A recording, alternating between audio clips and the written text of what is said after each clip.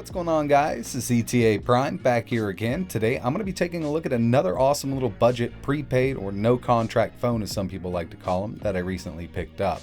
This is the Samsung Galaxy A20, and the version I have here is actually the Boost Mobile version for the United States. I was able to pick this up for $179 from my local Walmart. On Boost Mobile's website, they're $199, but you can buy the unlocked version on Amazon for $160.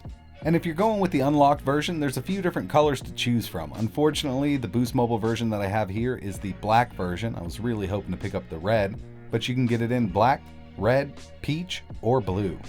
Inside of the box, you're obviously going to receive the Galaxy A20 smartphone, USB Type-C cable for syncing and charging, and a 15-watt fast charger because the A20 does support fast charging. Taking a look at the rear of the device reveals dual cameras, LED flash, and a fingerprint sensor. To tell you the truth, this fingerprint sensor works well for the price of this phone. It's pretty fast to unlock everything. And as for the dual cameras, there's one 13 megapixel and one 5 megapixel ultra wide camera. Both cameras will shoot 1080p 30 FPS video, and the pictures that come out of this thing are absolutely amazing for a budget phone. Moving around to the bottom of the device, we still have a headphone jack, which is a big plus for a lot of people.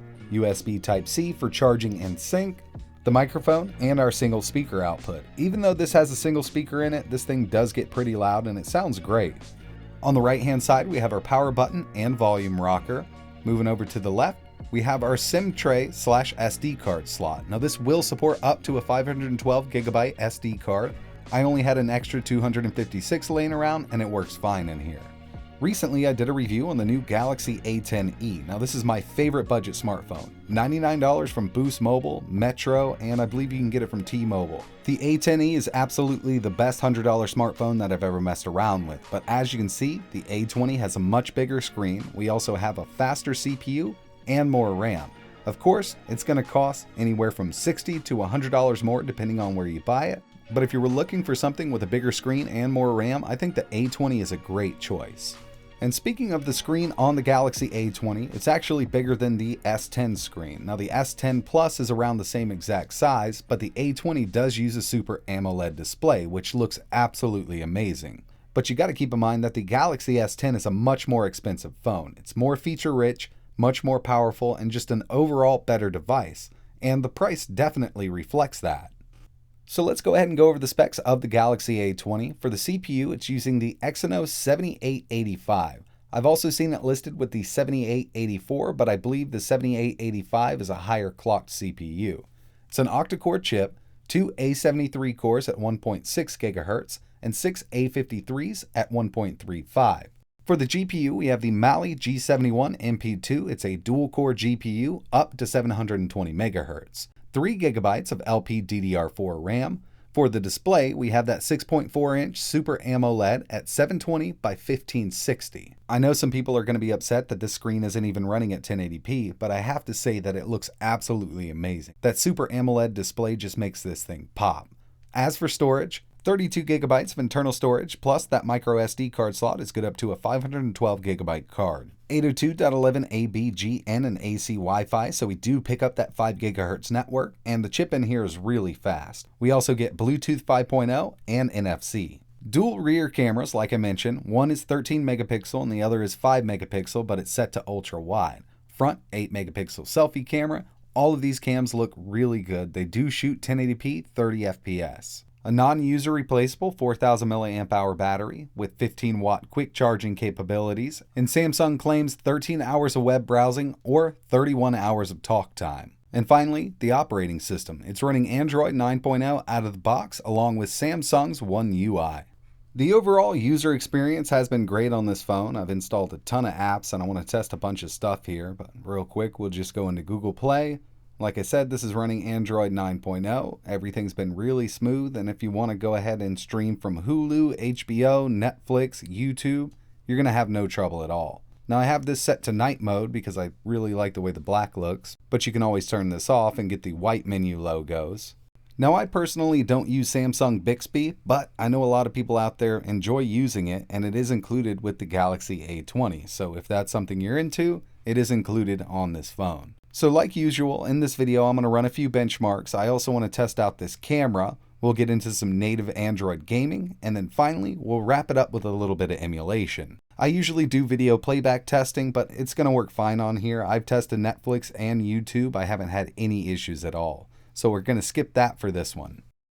Moving over to a few benchmarks. First up, we have Geekbench 4, single core, 1325, multi, 4185. I also wanted to compare this to the A10e and the Galaxy S10. On the A10e, single core, 1158, multi, 3584. For the S10, single, 3489, multi, 10,881.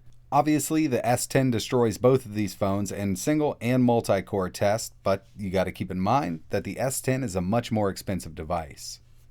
Next up, I ran a 3D Mark Slingshot Extreme. On the OpenGL portion of the test, 652, Vulkan, 735. And once again, the A20 does beat out the A10e, but it lags far behind the S10. And finally, Antutu. On the A20, we scored a 109,083. On the A10e, we got an 88,620, and the A20 came ahead of the A10 in all aspects of this test, but the S10 scores around a 355,000, which is miles ahead of both of these devices. I also did some internet speed testing. Now keep in mind, I'm on the Sprint network since this is a Boost mobile phone, and in my area, Sprint really isn't that great. But I still managed 16.35 megabits down on LTE and 8.12 up. Wi-Fi over my 5 GHz network was amazing at 270 megabits down and 27.1 up. So like I mentioned, the camera on this thing actually takes some really nice pictures. This is the 13 megapixel camera on the rear. It looks very nice, but I am outside and I have really good lighting. Here's another quick shot from the 13 megapixel camera, but when we swap over to the wide angle 5 megapixel, the coloring does change a lot, but we do have that wide angle view. And personally, I like the colors that are coming from this 5 megapixel rather than the 13. Swapping back to the 13 megapixel camera, inside with some really good lighting, everything is very, very crisp. As for low lighting, it's not that great, but it will get you by. Now this is the same exact scene with my lighting turned off, and to tell you the truth, it actually came out much better than I thought it would.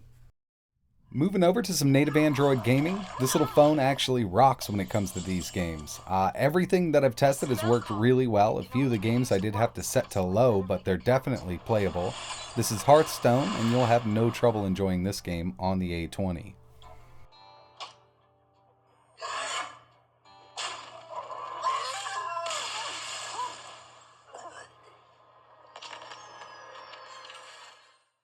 Here's Modern Ops. I have it set to medium and it works really well on the Galaxy A20. I've been playing this game a lot lately and I really don't know what drew me to it, but this is one of my favorite Android games right now for some reason.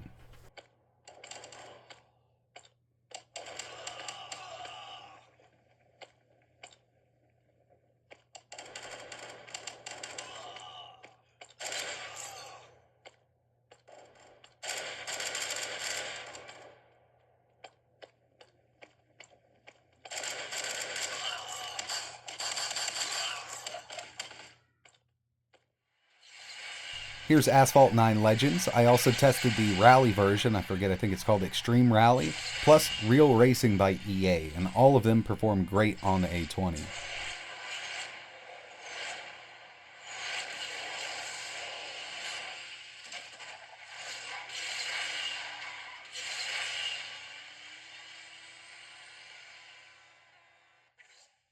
Pubg is definitely playable on the A20. I have this set to medium and I have the FPS set to extreme, but I don't think we're quite hitting 60 FPS. Optimal settings for this would be low, but as you can see here, it's definitely playable on medium.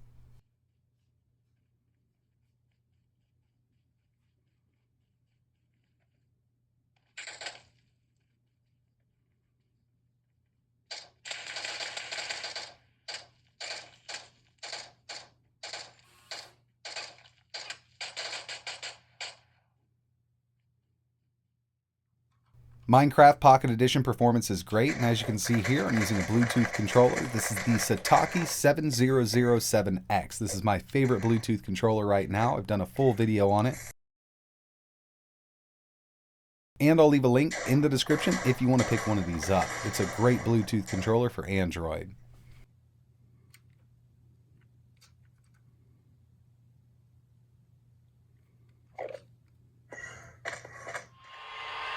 And finally, my favorite part of these videos, the emulation section.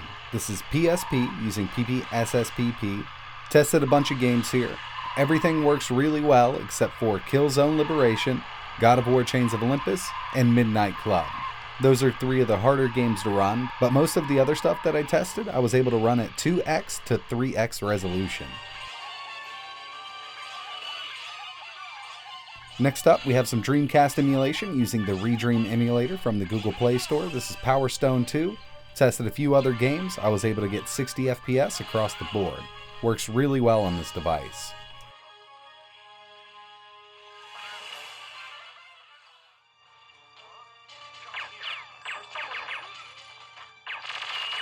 N64 shouldn't give you any trouble. I'm using MuPin 64 Plus FZ from the Google Play Store. This is perfect dark, and it's running at a really good frame rate. I was even able to run Conker's Bad Fur Day, but I did have to drop the resolution down a little bit, but it's still playable.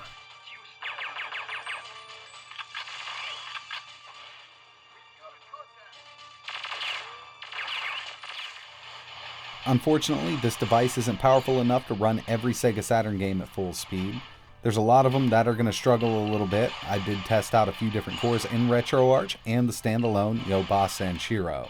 So in the end, I think the Samsung Galaxy A20 is a great budget phone at $160. Now, it's kind of pushing at that $199 mark that Boost Mobile has it advertised for. If you want to get a hold of one of these and you're looking for an unlocked version, like I mentioned, they're around $160 on Amazon. I will leave links in the description. You can get it in black, blue, or red.